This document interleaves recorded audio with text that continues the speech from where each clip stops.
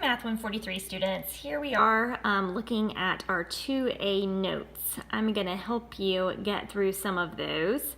The ones that you see the little check marks by, you can find the answers to those in that PowerPoint slide. So I'm going to assume that you do that.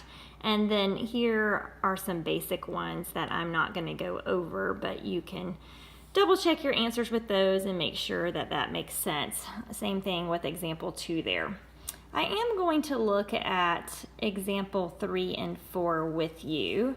So these are unit conversions is what we're working on. So in example 3 it says Shaquille O'Neal is 7 foot 1 inch. Convert this to inches. So what we're doing here, and this is what I want us to start off doing, is making a conversion table. So what we have as our given information is he is 7 feet. We'll worry about this little 1 inch part later. But he is 7 feet. So the point that we want to do is convert feet to inches. And this is a pretty easy conversion. Some of you could do this like in your head. But I'm going to start us off doing this table because as the problems get more complicated, as we'll see in like the last video, this conversion table will be very helpful. So the given information goes in the upper left-hand corner, 7 feet. Our goal is to end up in inches. And so that goes on the right-hand top. Our goal is to end up to inches. So that being said, we want to cancel out that foot unit. And the way to cancel out units is one on top and one on bottom. So that's our point, is we want to cancel out the feet units. So next, we need to know what is the conversion factor that will do this. What is the conversion factor for inches to feet? If you don't know it, there is a table. This is an easy one, but for complicated ones, there is a table posted on Moodle that has a lot of the conversions of inches to centimeters and some of the less common ones. But hopefully we know this one, and that one is that 12 inches equal 1 foot. That's the conversion. 12 inches make a foot. So we are going to put the 12 right here, has to be with the inches. Therefore, it will go on the upper level, and the 1 has to go with the feet. So it will go on the bottom level. And this will flip-flop. We'll see in the next one. It'll flip-flop around depending on what unit we're trying to get rid of. So this gets rid of our feet unit because they're on different levels. They'll cancel. And if something's on top, it's multiplication. If something's on the bottom, it's division. So 7 times 12 is 84. And we have 84 inches. Sorry. So we have 84 inches there as our final answer. Okay, let's look at this next one. Convert 102 inches to feet. So same type thing. 102 inches is our given. It goes in the upper left-hand corner of the box. And our goal is to end up in feet. Goal goes over here in the right-hand side of the box. Same conversion factor. We want to get rid of inches, change to feet. The difference in this one is same conversion. What was our conversion? 12 inches equals 1 foot. That's the same conversion there. So 12 inches goes with the inches equals 1 foot. See, this one this time is division. And so with our division, we have 102 divided by 12. I'm going to pick up my calculator. I'm pretty sure it's 8.5 though. It is 8.5 feet. Now, I was just sitting here thinking, I never added back in Shaquille O'Neal's extra inch there. He's not exactly 7 feet tall. If he was exactly 7 feet tall, he'd be 84 inches.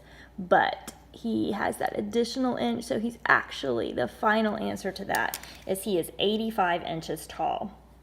102 inches is 8.5 feet. All right, so those are some simple unit conversions. Here's a couple more that have to do with time down here on the bottom. So let's start with those. 3,000 seconds is our given. And our goal is to convert to minutes. So our goal is minutes. We want to put that on this side. And what is our conversion? Hopefully, again, we should know this. 60 seconds make a minute. So that is our conversion factor, that 60 seconds equal 1 minute. So with that being said, we want to cancel out seconds. That's our goal. Get rid of that unit so that we'll be left with minutes. 60 goes with the seconds, 1 goes with the minutes based off of that. And that means it's 3,000 divided by 60, because that's division, because it's on a different level there. And that'll be 50 minutes.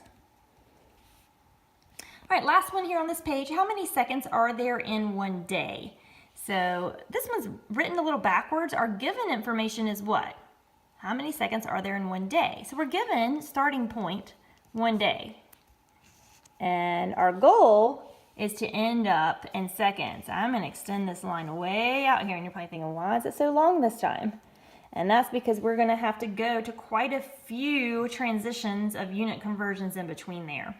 So we're starting off with 1 day. So we want to think, what is our next logical conversion for day? We know that 1 day is, most of us would say, 24 hours. So we want to cancel out our day, and our conversion is 24 hours. So 1 day is 24 hours. That cancels out day. So if they wanted our answer in hours, we would be done. But they don't. They want our answer in seconds.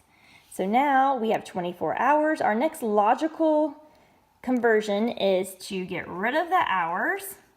Hours we convert to minutes. So 1 hour equals 60 minutes. Now we've gotten rid of our hours, and we're left in minutes. We're almost there. We're trying to be left in seconds. So let's go one more time here. So now we want to get rid of our minutes. So let's put minutes down here. That cancels that unit out. And we want to end up in seconds. 1 minute is 60 seconds. And so we see from this unit conversion chart, everything is actually, all the numbers besides 1 are on the top, which means we're going to multiply all these guys together. So 24 times 60 will be our answer. And do a little calculation over here for that. And that is 86,400 seconds. 86,400, it's hard to write and hold my phone, I'm sorry. Okay, 86,400 seconds is our final answer on that one. So that's a little beginning of unit conversion tables.